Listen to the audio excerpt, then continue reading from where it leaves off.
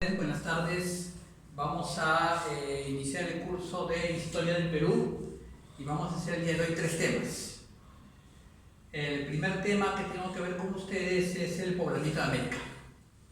El segundo tema tiene que ver con el origen de la cultura peruana o los hombres del antiguo Perú. Y el tercer tema, las culturas preincas.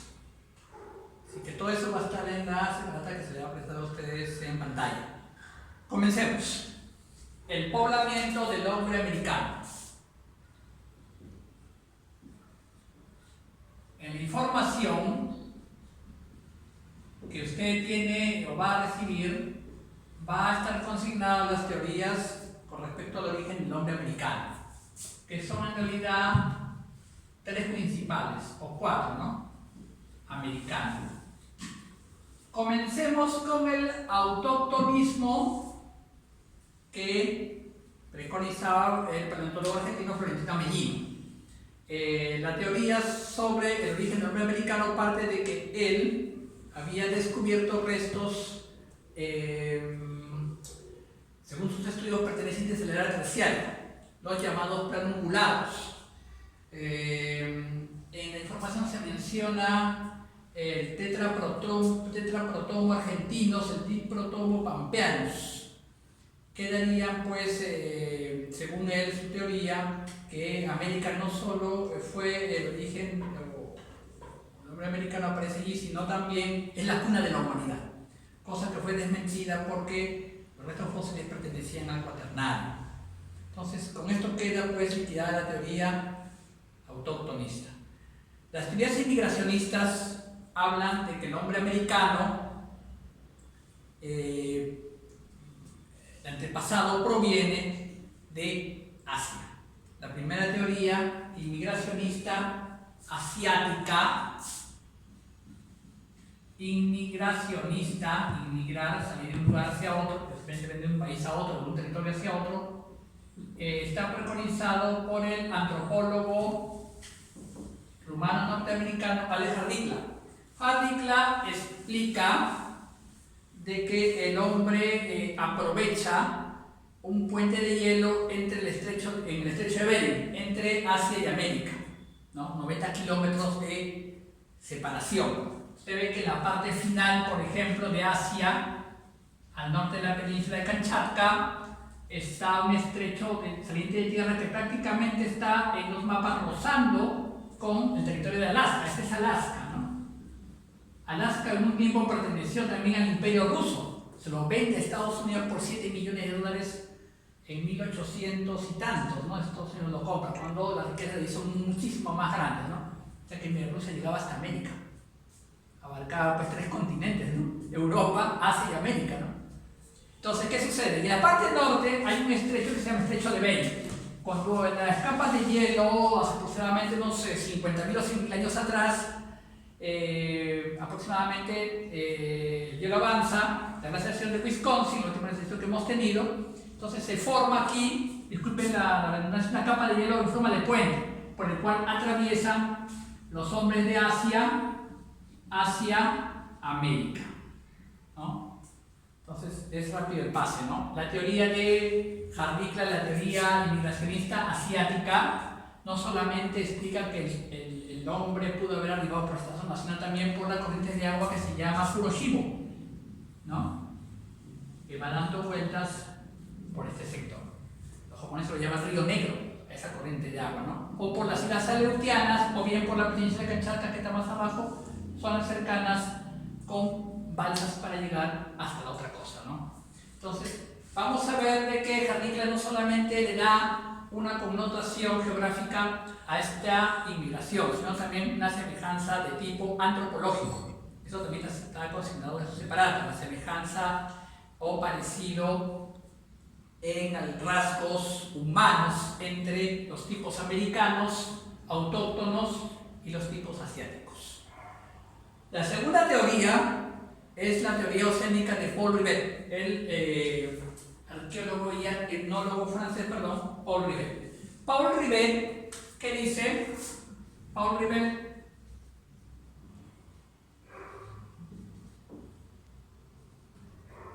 Paul Revec dice de que el hombre americano no solo provino por Asia, acepta la teoría de Carricla, sino que también aporta la connotación de la llegada del hombre americano por Polinesia y Melanesia. Entonces, lo hace él, ¿de qué manera? Aprovecha la corriente contraecuatorial y la corriente ecuatorial y al mismo tiempo la corriente peruana o corriente de Humboldt, ¿no? Como se le llama también, ¿no? Entonces, esta corriente impulsó a los hombres de Melanesia, hombres que habitaban en esas islas, ¿no? Polinesia, Melanesia, Micronesia, Nueva Guinea, y ellos en balsas arriban hasta las costas de Mesoamérica o América Central, ¿no? Entonces, él se basa en semejanzas de tipo lingüístico, es decir, él analiza los rasgos idiomáticos y de pronunciación de vocablos tanto americanos como polinésicos.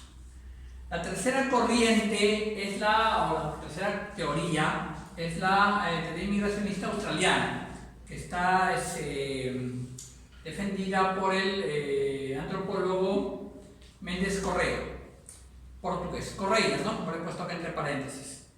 Él analiza de que el hombre americano no solo pudo haber provenido de los dos anteriores lugares, sino también por la Antártida, que hace unos 10.000 o 20.000 años antes de Cristo tenía un clima óptimo, un climático, como le llaman también, ¿no? Entonces, él atraviesa por el lado sur de Australia, llega a la isla de Tasmania, de ahí pasa a la Antártida y de ahí sube hacia la Tierra del Fuego, Patagonia, Argentina, y de allí puebla primero América del Sur y se va hacia América del Norte, ¿no? Vamos a ver de que todos estos personajes buscan semejanzas que definen estas teorías, buscan semejanzas entre los parecidos asiáticos o polinésicos con los rasgos americanos, ¿no? Vamos a ver, por ejemplo, la invención del boomerang, la vivienda en forma de colmena, de hongo, que hay típicamente en Chile y Argentina, la población es cayampas, como se conoce, y el instrumento musical llamado churinca o bramadera, que es propio de América del Sur, ¿no? Aquí en la separata está junto, inclusive el gráfico de que usted puede visualizar la manera como hace aproximadamente unos 50.000 años atrás, o quizás un poco más, América fue poblada vía inmigración. O sea, se ha descartado el autoctonismo y se ha reconocido que los primeros inmigrantes que llegan hacia América llegaron en estado primitivo, es decir, cazadores, pescadores, recolectores de frutos, hombres transhumantes, nómadas y que vivían a expensas de la naturaleza. Ese sería el primer tema, ¿no? El poblamiento americano con sus 3 teorías inmigracionistas más una autoctonista que queda desechada pero queda presentada para todos ustedes para que pueda usted tenerlo presente, ¿no? El siguiente tema que vamos a ver es acerca de los primeros pobladores del antiguo Perú, acerca del desarrollo de la cultura peruana y el origen de esta misma cultura, ¿no? Vamos a observar, por ejemplo, que hay 2 grandes periodos en la historia antigua, ¿no? Precerámica de nuestro país, ¿no? Vamos a ver que el hombre antiguo peruano tuvo que prácticamente vivir un tiempo a expensas de la naturaleza y posteriormente ir transformando la naturaleza para su propósito, para su provecho, ¿no? En este caso, tendríamos que hablar de 2 etapas bien diferenciadas: el lítico y el arcaico. En el arcaico hay una separación en 2. Está el arcaico inferior y el superior. Todo esto está consignado en la separata. Usted lo va a ver. Sin embargo, hay datos que también tenemos que tomar en cuenta y recapitular oralmente esto para que usted lo pueda entender con su cuestionario, ¿no? Muy bien, mire, joven. Los primeros pobladores del Perú llegaron en estado nómade, en estado salvaje. Entonces, como tenían que sobrevivir, fueron entonces nómadas. ¿Qué significa la palabra nómada o nómade? Significa sin vivienda fija. Y las primeras viviendas fueron cuevas. Vamos a ver que estos hombres del Lítico forman o viven en cuevas, buscan cuevas o lugares de salientes de piedras para poder establecer una vivienda. A medida que las necesidades fueron multiplicándose, comenzó a buscar ramas o a entrecruzar pues, objetos para hacer un techo o una pared. De tal manera que ya comenzó a ir pensando de qué manera podía ser una habitación, pero siempre abandonando ese lugar en busca de otra tierra mejor, con la cual alimentarse, buscar raíces o cazar animales. Estamos entonces que ese hombre era nómada y formaba bandas, es decir, formaba grupos humanos dispersos y heterogéneos para cazar animales, ¿no? La organización dentro de la cueva todavía no era nítidamente definida, solamente se seguía un plan familiar, nada más. Ahora, era depredatorio, lo pongo en separata, ¿por qué? Porque vive a expensas de la naturaleza, es decir, caza, pesca y recolecciona frutos. Es decir, caza un animal al megaterio, al tigre de sable u otro animal, un mamut. Entonces, ¿qué sucede? Se forma un grupo grande para cazarlo, obtienen de él la carne, obtienen de él de su piel para poder vestirse y al mismo tiempo grasa, etcétera, etcétera. Entonces, como ya conoce el fuego, puede cocer sus alimentos. Entonces, ¿qué más sucede?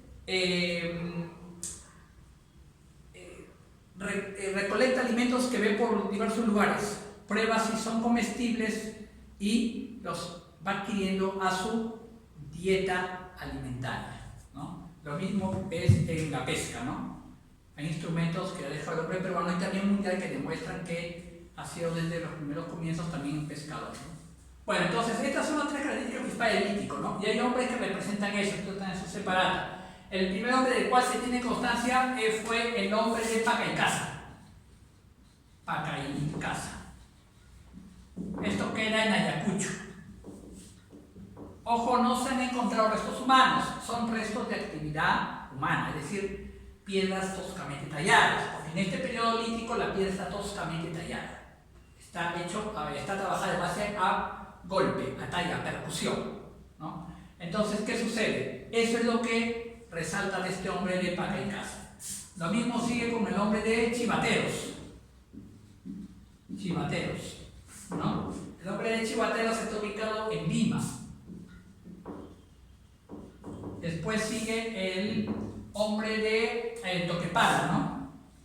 Toquepala.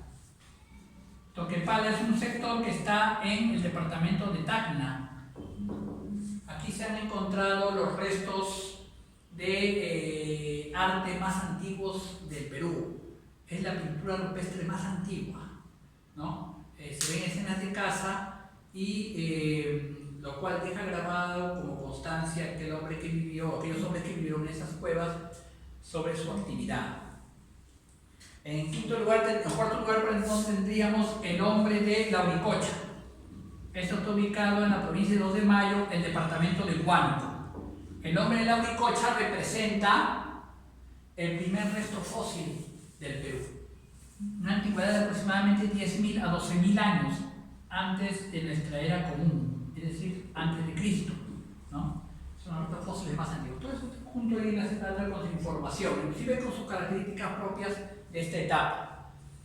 Y por último tenemos el hombre de Paiján en la libertad. Paiján en la libertad. La libertad. Entonces, vamos a ver que cada uno de ellos tiene un aporte sustancial y fundamental para reconocerlo dentro de nuestros conocimientos de historia. El hombre peruano sigue avanzando. En esta etapa hay características. Por ejemplo, miren, una de ellas que están escritas acá: el hombre es cazador, pescador y recolector de frutos. Utilizan instrumentos líticos toscos y no pulidos. Es nómada y errante. Forman grupos organizados sin jerarquización, hordas o bandas. Adoran la fuerza de la naturaleza, es decir, son panteístas. todavía no hay una forma de religión. Se visten con pieles de animales, practican arte rupestre, hay una práctica funeraria simple, ya conocía el fuego, pero todavía no construye habitaciones, no hay restos de hogares, y mucho menos una construcción mayor.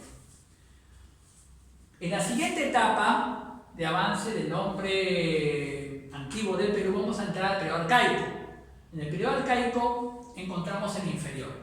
En el inferior vamos a notar que ya el hombre se vuelve un horticultor. ¿Qué significa horticultor? Significa sembrador de pequeñas parcelas. No podríamos decir de golpe agricultor, porque para ser agricultor tendría que haber cierta especialización en el trabajo del sembrío, gran escala y con abono y algunos instrumentos todavía primitivos pero ya elaborados. En este periodo ya no lo es todavía horticultor a expensas de la naturaleza. Y vamos a ver que es un horticultor seminómada. ¿Por eso qué significa eso? Seminómada. Semi es casi nómada, es decir, va dejando el nomadismo. Si lo es en parte nómada, lo es por tiempos. Es decir, puede sembrar en un lugar, se va a casar a otro y vuelve después. O deja ese lugar y va a otro lugar. Una transhumancia estacional, como dicen algunos entendidos, algunos historiadores. Entonces vamos a ver que en el arcaico inferior pasa eso, es un horticultor seminómada. Entonces ya va él transformando la naturaleza un poco a su propósito, a su provecho. Y hay una cierta especialización en el trabajo. El domesticador de animal, es decir, comienza a domesticar no solamente plantas, sino también animales, ¿no? Domesticador,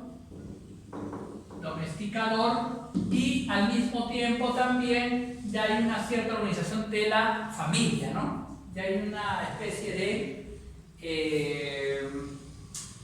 podría decirle, un jefe o un clan primitivo, ¿no? Hay un clan basado en un jefe, ¿no? Como un prepatriarca. Entonces vamos a ver que los restos principales aquí ya, como están en sus separados, son 7, ¿no? Está el nombre de Nanchoc en Cajamarca, el nombre de Nanchoc, está el nombre de Guitarrero,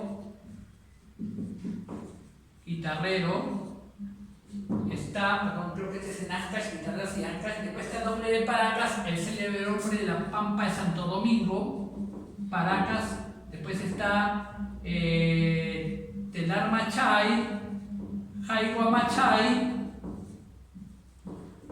Pipi Machay y por último el hombre de Chilca.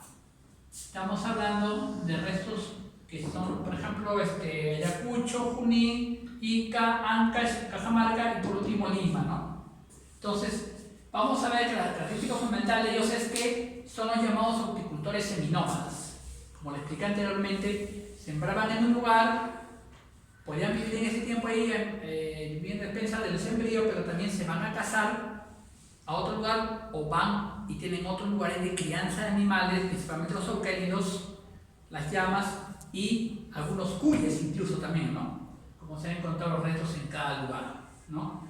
Y también aprovechan el clima estacional del lugar para vivir allí, pero después bajan o descubren otro lugar. Por eso es que se ve un desplazamiento ya menor. En el arcaico superior, en cambio, ya hay un sedentarismo.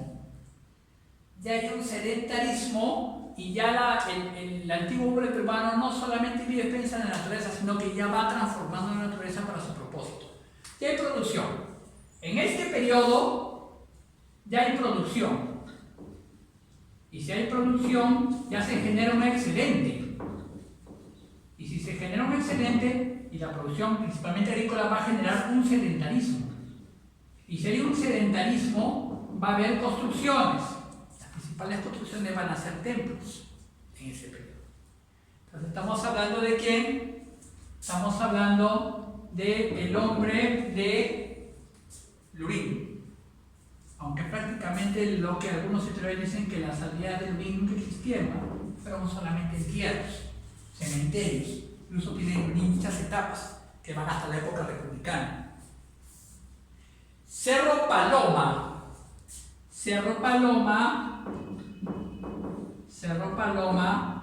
la galgada, 4, las aldas, 5, Huaca Prieta,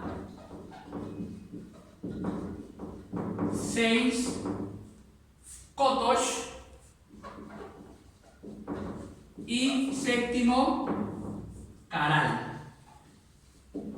Me interesan los 3 importantes, los 3 últimos porque son importantes, los 3 últimos centros de acá. Puesto a propósito así, no es el orden, por si acaso, disculpen chicos porque les va a tratar otro orden.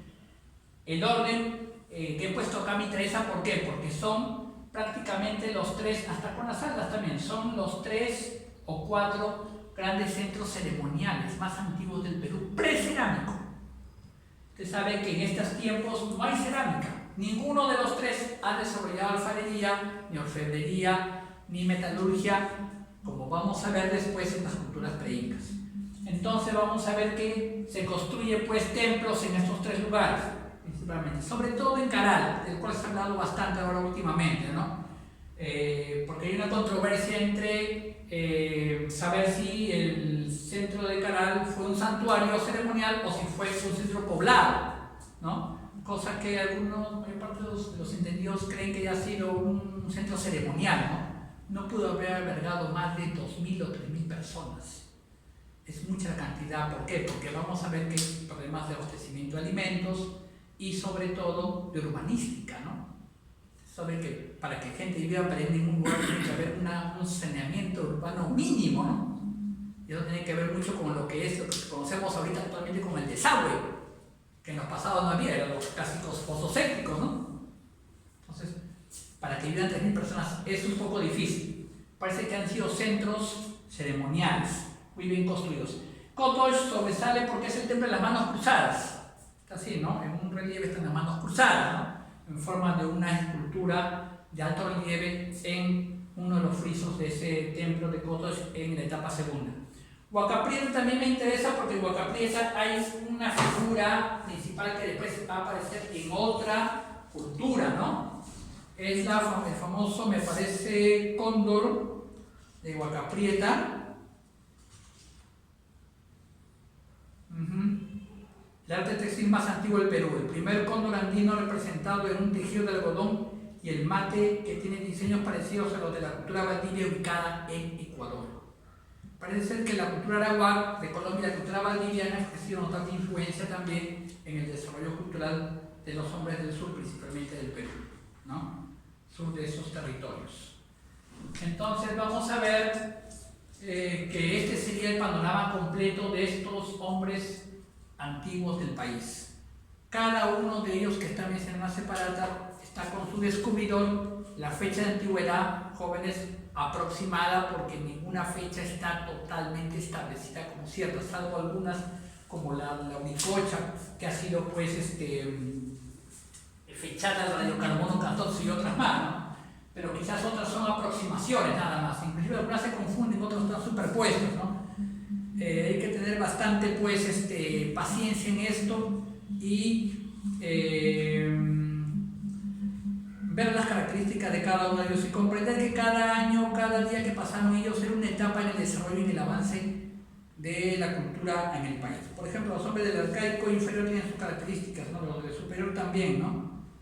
Entonces vamos a ver de que el hombre peruano ha tenido que transformar la naturaleza y el entorno para poder, pues, desarrollarse y posteriormente crear las altas culturas de la cual la máxima representación es el Imperio Incaico. Muy bien.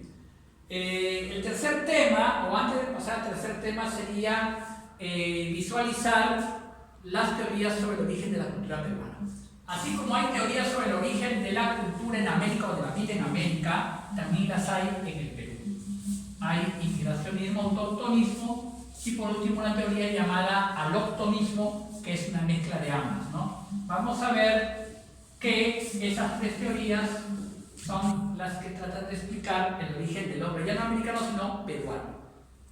El primero de ellos, la teoría inmigracionista, ¿no?, sobre el origen del hombre peruano, la planteó a comienzos de siglo el famoso arqueólogo alemán y padre de la arqueología aquí en el Perú, Federico Max Uhle. Federico Max Uhle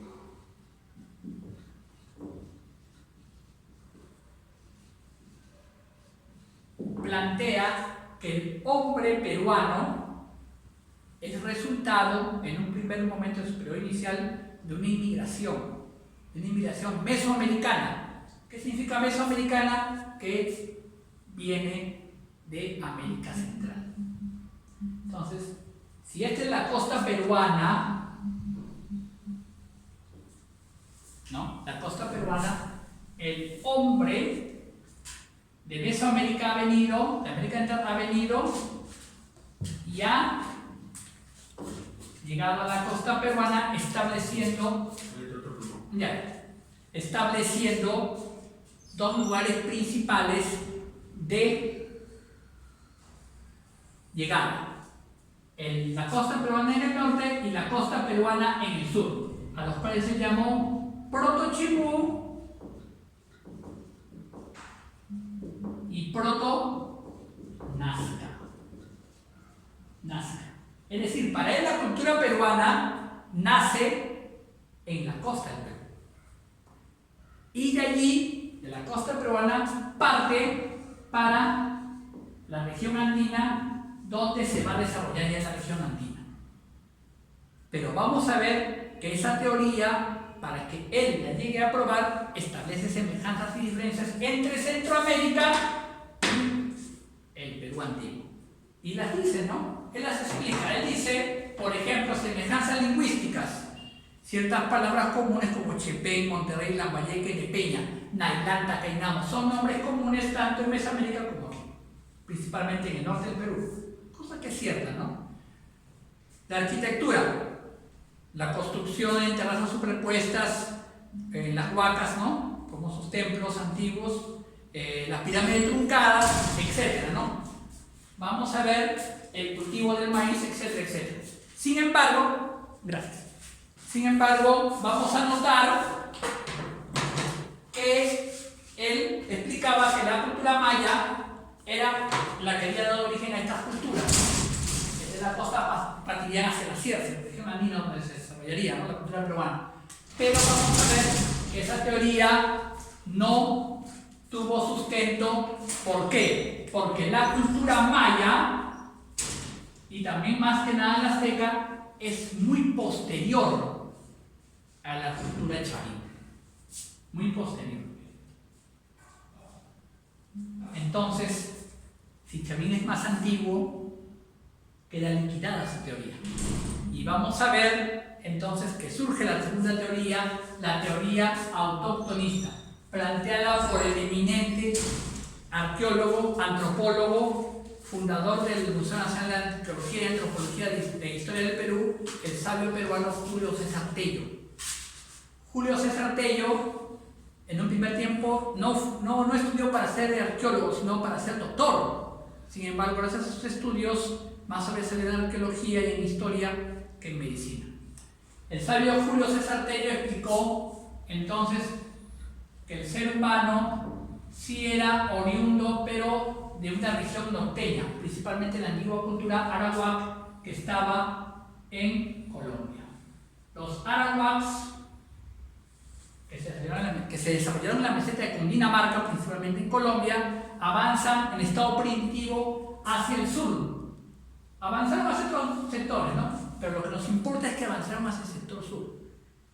Y cuando llegan a la ceja de montaña, dejan el estado primitivo y llegan a formar una cultura.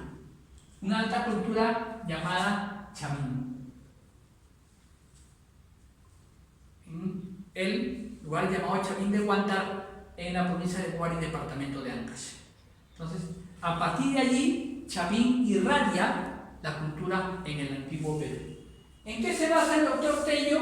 Se basa en la antigüedad de Chavín y sobre todo en que los mayas no conocieron los auquénidos ni su crianza, los incas sí. Tampoco los antiguos peruanos no conocieron la escritura, ni siquiera la cultura incaica. En cambio los mayas sí lo conocieron, ¿no? Entonces con eso liquida la teoría de Max Uhle, ¿no? Y establece el autoctonismo en el Perú. vamos a ver que la tercera teoría, llamada aloctonista, es planteada por un arqueólogo peruano llamado Federico Kaufmann. Federico Kaufmann Doyle. Federico Kaufmann dice de que sí ha habido inmigración foránea, pero que esta formó una cultura anterior a Chavín, una especie de un proto-Chavín, porque la cultura de Chavín no podría ser pues la cultura matriz del Perú porque es muy desarrollada, diría él, ¿no? Entonces él explica de que la cultura Valdivia de Ecuador quizás haya influido notablemente en esto, ¿no? Quizás cuando el nombre de Chavín se fue pues expandiendo hasta Ecuador y adquirió de él su cultura, ¿no? En la separata está explicado jovencito para que usted pueda verlo y entenderlo, ¿no?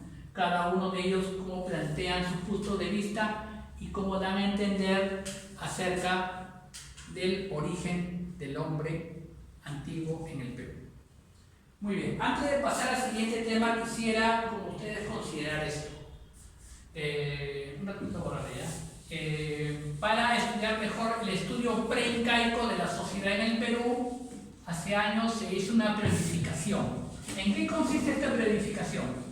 Tomando en cuenta las culturas preincas del antiguo Perú, se ha hecho un cuadro que resume y al mismo tiempo explica muy bien lo que es el desarrollo cultural del antiguo Perú.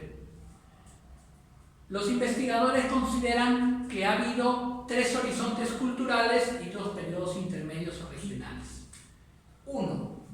¿A qué se llama, profesor, horizonte? ¿Por qué le llaman horizonte? Horizonte se le llama porque la cultura que la representa ha abarcado buena parte del territorio peruano, incluso ha salido a otros territorios, como vamos a ver en Tiahuanaco. Tiahuanaco prácticamente llega hasta las pampas del Tucumán en Argentina, mire, por el sur. Y llega prácticamente casi hasta Colombia, hasta Ecuador, hasta Loja. Abarcando el territorio peruano en su parte andina y costera principalmente, ¿no? Claro que a la sombra también había otras culturas más pequeñas que se iban desarrollando, ¿no? Quizás por la escasa vigilancia de estos reinos, ¿no? Pero no solamente es porque han abarcado gran parte del territorio del Perú, o casi todo, sino porque su influencia cultural ha determinado que otras culturas las adopten también. Eso lo vamos a ver en Chavín y en Tiahuanaco principalmente. Y los incas que trasladan hacia el interior también todo ello, ¿no? Usted sabe, por ejemplo, que el aire no es invención del Imperio Incaico, es una invención de los tihuanaquenses, ¿no? Igual como el culto a Huiracocha. No es un culto propiamente incaico. Ya los tihuanaquenses lo tenían. Entonces vamos a ver que el primer horizonte cultural se llamó horizonte temprano. Temprano o también llamado formativo. Formativo. En algunos libros de texto lo va a ver usted también como horizonte inicial, que también vale, ¿no? Siempre tenga en cuenta el contexto inicial. Horizonte temprano formativo, ¿qué cultura la representa en la cultura matriz del Perú? Chavín. Chavín. Algunos ponen a Paracas como anexo, yo lo pongo entre paréntesis para evitar las confusiones. Cultura Paracas. Ha tenido un desarrollo propio, pero ha tenido influencia chavita. Ese es el primer horizonte temprano formativo inicial. Después viene el periodo intermedio. ¿Por qué le llaman intermedio, profesor? Porque ya no influyen en todo el territorio del país, sino solamente son locales. Y además su desarrollo cultural, sea cerámica, orfebrería, un avance, etc., no se irradia a las demás culturas, sino queda ahí. Entonces se llama el periodo intermedio temprano, o también llamado intermedio regional temprano. Entonces, ¿qué cultura le representa? Las culturas que existieron al mismo tiempo en el norte, Mochica, y en el sur, Nazca. Son culturas regionales. Entonces viene el segundo horizonte. ¿Cómo se llamó el segundo horizonte? Horizonte medio. El horizonte medio está representado por la cultura tiahuanaco.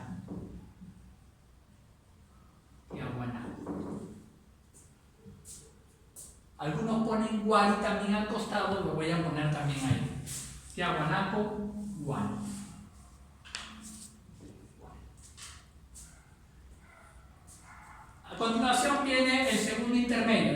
intermedio llamado intermedio tardío. Profesor, ¿por qué le llaman intermedio tardío? Porque la palabra tardío significa tarde ya. Ya está cercano a la siguiente cultura. ¿Qué cultura la representan? Las culturas locales, Chimú, Chincha, Picus, Cañinazo, etc., ¿no? Entonces estaría como representante principal Chimú. El reino del Gran Chimú, que coexistió un tiempo incluso con el Imperio Incaico. Y el tercer horizonte cultural, el Imperio de los Incas. Se llama horizonte tardío. Tardío, Incas, los Incas, ¿no? Entonces aquí está representado todas las culturas del Perú, 2, 4, 6, 7 y por último el Imperio Incaico. Lo que vamos a ver a continuación es el desarrollo de cada una de ellas. A estas culturas, por ejemplo, a estos horizontes también se le llama horizonte panperuano. Panperuano, mientras que aquí sería horizonte regional. Todo eso está separado, jovencito, todo eso está para que usted lo pueda entender. Panperuano y regional. Todo horizonte tiene carácter panperuano, todo intermedio tiene carácter regional. No se olvide, no solamente es por abarcar gran cantidad de territorio, sino también porque estos horizontes y estas culturas que le han representado han irradiado el desarrollo cultural a otras culturas, han influido a otras culturas, sobre todo Tiahuanaco, Guarí y las demás culturas posteriores. Muy bien, pasemos a la primera cultura que se desarrolló en nuestro antiguo Perú, la cultura chavín. Aproximadamente 1000 a 1200 años antes de Cristo. Su descubridor Julio César Tello y en 1919 ubicado en el departamento de Ancash. Se ejerce entre los ríos Monte y Huachexa, la margen izquierda del río Marañón. ¿Qué desarrollo cultural tuvo Chavín? Si yo hablo de Chavín, hablo de la primera cultura del Perú.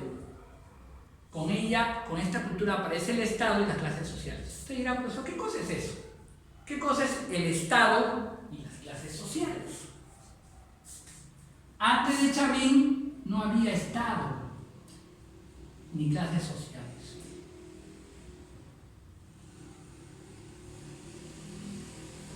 Usted sabe que cuando hay trabajo hay división de él. Y hay sectores del trabajo que ya no van a vivir del trabajo, sino van a vivir de la dominancia de otras clases sobre otras. En este caso, Chavín lo representa mejor. Chavín fue una sociedad de tipo teocrática. ¿Qué significa teocrática? Teo, Dios, Kratos, poder. El poder se ejercía mediante el sacerdocio. Y si se ejercía mediante el sacerdocio, ese sacerdocio vivía a expensas del pueblo. Esa es la explotación de clase social. Pero aparece también el Estado, porque hay fuerzas que ordenan la sociedad y vigilan la sociedad y al mismo tiempo establecen leyes que deben obedecer todas las clases sociales marcadas por los grupos que están dentro de ese territorio, ¿no? Dentro de esa cultura. Entonces vamos a ver eso reflejado en las manifestaciones culturales de Chavín. ¿En qué sobresale Chavín? Emplean la piedra para sus construcciones, es decir, arquitectura. El mejor ejemplo, el Templo Viejo o el llamado Castillo de Chavín, que está ubicado en Ancash, en la provincia de Huari. Vamos a ver que hay figuras que utiliza Chavín tanto en cerámica como en escultura que son terroríficas, que inspiran temor a la persona. Ese es para dominar a la persona y al mismo tiempo para reproducir fuerzas de la naturaleza que no se pueden pues controlar. Un jaguar, una serpiente, seres que según ellos tienen un rasgo mitológico, ¿no? O poderes fuertes que pueden atacar a las personas. Se representan en el Alzón monolítico, en el obelisco Tello, se representa en el Estele de Raimondi, etcétera, etcétera, etcétera. Cosa que va a aparecer en su separato, ¿no? Las famosas cabezas clavas también con dientes incisivos, ¿no? Mira, aquí está. Todo eso, ¿no? Entonces, vamos a ver que eso representará Chavín. La cultura Paracas, a diferencia de Chavín, ya no es una sociedad de tipo terrorífica y teocrática. Solamente se reduce a un tipo marginal de civilización que se desarrolló en la península de Paracas, en el departamento de Ica, pero se reduce a cementerios. Hay dos tipos de cementerios. Y en esos dos tipos de cementerios, uno llamado cavernas y otro llamado necrópolis, han habido en Paracas dos etapas diferenciadas importantes que están aquí en la separata y que dan a entender su avance cultural. ¿Por qué sobresale Paracas? En la época de cavernas, por sus llamadas trepanaciones craneanas, cirugías. Se ha establecido, jóvenes, que las operaciones que hacían los Paracas para extraer el tumor o cualquier hematoma que ellos diagnosticaban en el cerebro o en parte de la cabeza de una persona, se hacía en vida de la persona. ¿Y cómo lo sabe usted, profesor? Porque el hueso ha crecido después. El hueso ha seguido creciendo. Es decir, los antropólogos forenses saben muy bien cuando una persona muere y su estado de sus huesos o de su cuerpo está ahí. En qué momento recibe el balazo y después de 8 horas que encontraron el cuerpo, 5 horas, 4 horas, 3 horas. Que en este caso es más de tiempo, ¿no? La persona ha seguido viviendo. Entonces, eso significa que han tenido éxito en su operación. Que han sido los trepanadores de cráneos y por decir así, doctores más antiguos de la historia del Perú, ¿no? Y se puede decir casi de América del Sur. En cambio, en Paracas Necrópolis no vamos a encontrar eso, ¿no? En el periodo de Paracas Necrópolis vamos a encontrar que sobresale pues los llamados mantos, ¿no? El arte textil más antiguo de América, ¿no? Que la velocidad para hacer esos trabajos, fíjense, en la antigüedad y hasta ahora se mantiene. Usted sabe, jovencito, que Paracas Cavernas tenía este tipo, ¿no? Acá está el suelo y aquí venía un hoyo y en la parte inferior venía una especie de copa invertida donde estaban pues, los fagos funerarios, ¿no? Ese es Paracas Cavernas. En cambio, Necrópolis no, Necrópolis era pues toda una especie de extensión, casi a ras del suelo, pero cubierto con tierra, con los fagos funerarios de los muertos, ¿no? Entonces, este es cavernas más antiguo y este es necrópolis, ¿no? Entonces, joven alumno, entienda usted eso en el sentido de cada aporte cultural, preparaciones craneanas y mantos bien elaborados, los más antiguos, el arte textil elaborado más antiguo del Perú. No es el arte textil más antiguo, el arte textil elaborado y desarrollado, el más antiguo del Perú. La siguiente cultura que vamos a ver a continuación es la cultura nazca. La cultura nazca se desarrolla en Ica, en el Valle del Río Grande, en Ica. ¿En qué sobresale, profesor, esta cultura? Que representa, pues, el desarrollo regional, el intermedio temprano, ¿no? Fue contemporáneo con la cultura mochica, ¿no? Cada uno en su sector, mochica en el norte y nazca en el sur. ¿En qué, profesor, sobresalen ellos? Tienen dos aspectos importantes por los cuales sobresalen, ¿no? Pero siempre uno más que otro, ¿no? ¿Cuál será? Es una de las ciudades más antiguas del Perú, la ciudad de Cahuachi. Es una arquitectura desarrollada, entonces. Vamos a ver que tuvieron una arquitectura desarrollada, pero también utilizaron muy bien su sistema de regadío, canales. Inclusive extraían aguas de pozos, las llamadas macas. Mira, hasta el día de hoy quedan en actividad buqueos como el de Pangarabi y Majoro Grande, porque ellos no solamente se desarrollan en la costa, sino parten un poquito hacia la sierra, hacia el actual departamento de Huancavelica, ¿no? Entonces también han sobresalido en ingeniería hidráulica, ¿no? Ahora, otro aspecto fundamental de los Nazca ha sido su cerámica. La cerámica Nazca ha utilizado de 8 a 12 colores, aunque 8 a 11, ¿no? Ha sido la más pictórica por excelencia y polícroma porque tiene varios colores, poli, varios, cromos, color, ¿no? Tenía dos características fundamentales. Pintaban con tal maestría sus dibujos que prácticamente, y la forma de pintar el cerámica de tal manera que en algunos de ellos parece que fuera vitrio pintado. Una excelencia, una maestría insuperable, ¿no? Pero tenían una técnica que la figura se repetía por todo el espacio. Eso se llama horror al vacío. Y ellos lo tuvieron, ¿no? No dejaron ningún lugar en blanco, ¿no? trataban de llenar todo el fondo, de tal manera que al fin el fondo quedara pues pormenorizado, ¿no? Por todo el dibujo, ¿no?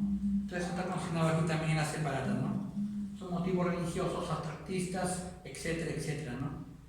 Por supuesto que tenían una forma, ya que tengo que detenerme a explicarles esto, semiglobular, ¿no? Chavín tenía esto, jóvenes míos. Semiglobular en su ceramio con asa estribo, ¿no? Por decirlo así, ¿no? Asa estribo. En cambio vamos a ver que Nazca tenía esto, ¿no? Forma semiglobular con dos tipos divergentes unidas por un asa puente. Inclusive los Chavín tenían esto, ¿no? Discúlpeme también si me estoy yendo un poquito al tema, es una explicación para que usted entienda, ¿no?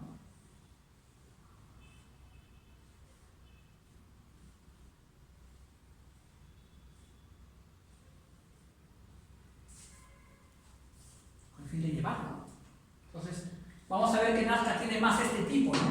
Dos tipos divergentes unidos con un asa puente, este es también con asa estribo simple y este con asa estribo como un asa para llevar, que tuvo Chavín y los anteriores también vamos a ver incluso en Mochica, ¿no? Muy bien.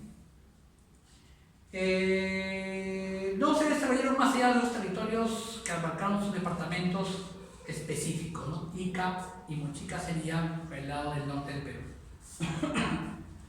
Ahora, los Nazca también sobresalen una cosa interesante, ¿no? Que usted debe saberlo por cultura general, ¿no? Se ha hablado bastante en periódicos en todo lugar, ¿no? La investigadora, y pasó toda su vida, ¿no? La investigadora María Reich prácticamente pasó toda su vida cuidando, barriendo, arreglando, limpiando, investigando sobre la línea de Nazca, ¿no? Pero ella no fue la primera. ¿Quién fue la primera? ¿Quién fue el primer personaje que trató de establecerlo? Fue un investigador de comienzos de los años 20, ¿no? 30, llamado Paul Kosok. Paul Kosok estableció que era un calendario agrícola, ¿no? Un calendario económico basado en la agricultura, ¿no? Y María Reich pues tomó esa idea y preservó la línea de Nazca y fue prácticamente la celosa guardiana de ella, ¿no? Vivió incluso en ese lugar, ¿no? Una choza construyó ahí para poder vivir ahí, ¿no? Entonces buscaba pues hacer realidad esa teoría sobre la llamada línea de Nazca, ¿no? Que imagínese usted cómo se han construido de una manera tan asombrosamente extraordinaria, pues tiene que haberse hecho desde el aire para saber la simetría, la forma dispositiva de la figura, con su esparcimiento y que no choque con otras figuras cercanas, ¿no? Porque son varias figuras. Seguimos, la cultura mochica. La cultura mochica o muchic o moche se desarrolló en el norte del Perú, en el Valle del Moche, a orillas del mismo río, en el departamento de La Libertad. Pero abarcó otros territorios, ¿no? Llegó hasta Jequetepeque y Nepeña, es decir, por el norte hasta prácticamente el departamento de Piura y por el sur hasta el departamento de Ancash. Pero no tuvo un desarrollo más extenso, por eso es cultura regional. Entonces vamos a ver que pertenece pues al intermedio temprano o formativo. Tiene o sobresale en algún aspecto de la cultura, sí, por supuesto, ¿no? Tiene una arquitectura extraordinaria, ¿no? Ellos no trabajaron la piedra, trabajaron con adobe, trabajaron con el barro y la paja. Entonces vamos a ver que ellos construyen dos grandes templos, ¿no? Dos grandes huacas. La Huaca del Sol y la Huaca de la Luna, que hasta un día es un objeto de investigación, porque la Huaca del Sol es el templo más grande de América del Sur. Jóvenes, hablemos de una cultura anterior a la alta civilización, como fue la Inca, como fue la Chicha, como fue la Arahuac, como fue etc. La cultura, ¿no? Fue el templo más antiguo y el más extenso, el más grande. La Huaca del Sol y de la Luna. En ingeniería hidráulica también sobresalieron porque tuvieron un sistema avanzado de regadío, ¿no? Construyeron el canal de la Cumbre, el acueducto de Ascope y la represa de San José, que hasta ahora aquí se ve la represa de San José, allá en el norte, ¿no? Cerámica. Solamente tuvo dos colores, fue bícroma, la cultura mochica. Pero lo principal de su cerámica estriba en su cerámica de tipo escultórico. Representaban con gran realismo la figura de una persona. A esto se llamó huaco retrato. Expresiones del rostro, el temor, la alegría, la pena, ¿no? La sorpresa, ¿no? Entonces trataron de hacer verdaderas fotografías en piedra, no solamente para la posteridad, sino para su momento. Vamos a ver que hacían escenas de la vida entera, inclusive en un huaco está representada la siembra, ¿no? La casa de un animal, o inclusive la vida íntima de dos personas, ¿no? Llamados huacos eróticos, ¿no? También están ahí representados. Entonces, vamos a ver que también tuvieron, pues, una especie de una escritura aún no descifrada sobre payares, la escritura payariforme que fue estudiada por Ralph Heuvel, un investigador del siglo pasado. Bueno, jóvenes, la siguiente cultura, para hacer un resumen, fue la cultura que corresponde al horizonte medio, la gran cultura tiahuanaco. La cultura tiahuanaco no se desarrolló en el Perú, propiamente dicho, sino se desarrolló en el territorio de Bolivia, unos 21 kilómetros al sureste del lago Titicaca, en una zona llamada Tiahuanaco, pero se expandió por el norte, abarcando la sierra de parte de la costa hasta Loja, en el Ecuador, y por el sur hasta las Pampas del Tucumán en Argentina y el río Maule en Chile. Que tan extensa fue esa cultura, ¿no? Entonces vamos a ver que esta cultura tuvo también manifestaciones culturales importantes, no tanto en Perú como en Bolivia, sobre todo su arquitectura, una arquitectura que algunos entendidos han dado a entender que se considera ciclopea, ¿no? ¿Por qué digo ciclopea, jóvenes? Cuando digo ciclopea es de grandes dimensiones, de grandes tamaños, aunque no se han encontrado templos ni siquiera la mitad de ellos, ¿no? Pero sus trazados dan a entender una cantidad extraordinaria de piedra con la cual trabajaron y enormes en tamaño. El templo de Calasasaya, la fortaleza de la Capana y la puerta del Puma o Pumapunco, las chulpas de Silustani en Puno, que son verdaderas torres en piedra, son monumentos funerarios. Tendrán pues unos 8 o 10 metros de altura, enormes bloques de piedra. Es una forma de construcción globular. La célebre Portada del Sol, ¿no?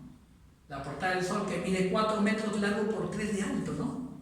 Si usted se fija bien en esa Portada del Sol o Puerta del Sol, como también le llaman, hay una figura, ¿no?, de un dios o de un personaje principal, ¿no?, que sostuviera como 2 varas que parece que fueran serpientes, ¿no? Esa figura se va a replicar o reproducir en la cerámica de los Huari, ¿no? Y también tiene ciertas semejanzas con el antiguo dios que está representado en la estela de Raimondi en la cultura chavín. Y se le daba a entender que puede ser el dios que los incas adoraron y que nosotros recibimos con el nombre de Huiracocha. Muy bien.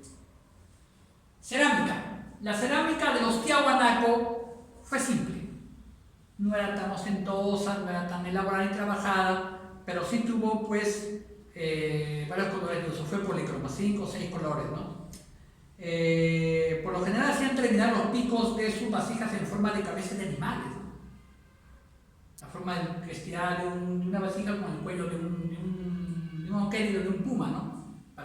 Por la boca salir de la agüita, ¿no? Y vamos a ver que fabricaron pues los famosos vasos ceremoniales, los queros de madera o de arcilla, ¿no?, que los incas tomarían para hacerlos también propios de su cultura, ¿no?